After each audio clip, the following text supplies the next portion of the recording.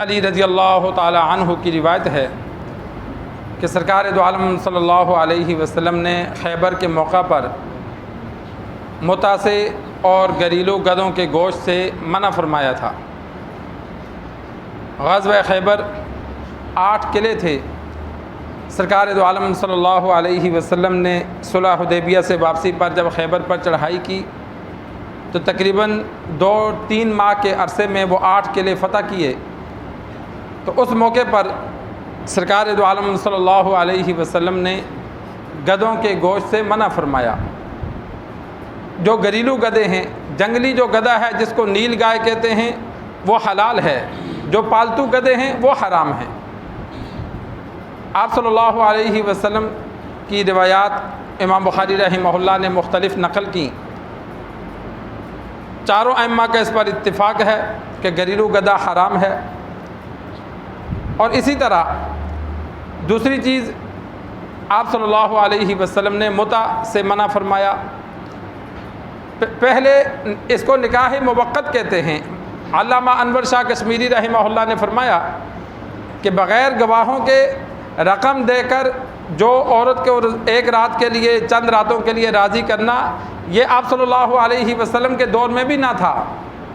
یہ تو متع نہیں ہے، یہ تو زنا ہے۔ آپ صلی اللہ علیہ وسلم کے ابتدائی دور میں نکاح موقت تھا۔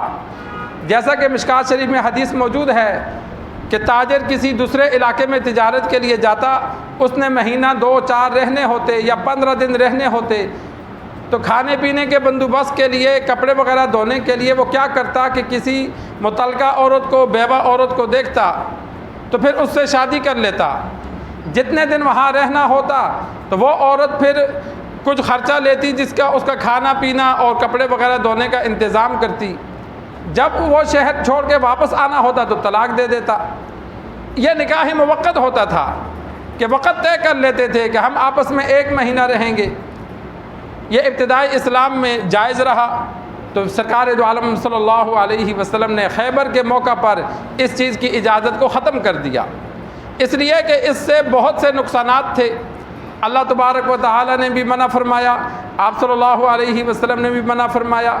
اس سے ایک تو نسب محفوظ نہیں رہتا کہ اگر انسان 1 مہینہ ایک کے ساتھ رہا، 1 مہینہ دوسری کے ساتھ رہا، تو اب اگر کئی عورتوں سے رہا ہے تو اب کہاں کہاں اس کے بچے ہیں اس بیچارے کو تو خود پتہ نہیں ہوتا، یا بچہ پیدا ہونے والا اپنا باپ تلاش کرتا پھرے گا۔ نسب بھی محفوظ نہیں رہتا، حالانکہ نسب انسان کا محفوظ ہونا لازم ہے۔ اور اسی طرح وراثت کے احکامات نازل ہوئے، انسان کی اولاد اس کی وارث بنتی ہے۔ تو اس طرح اگر شادیوں کی اجازت باقی رہتی تو انسان کے بچے کہاں کہاں ہوتے تو اس کی وراثت کیسے تقسیم ہوتی؟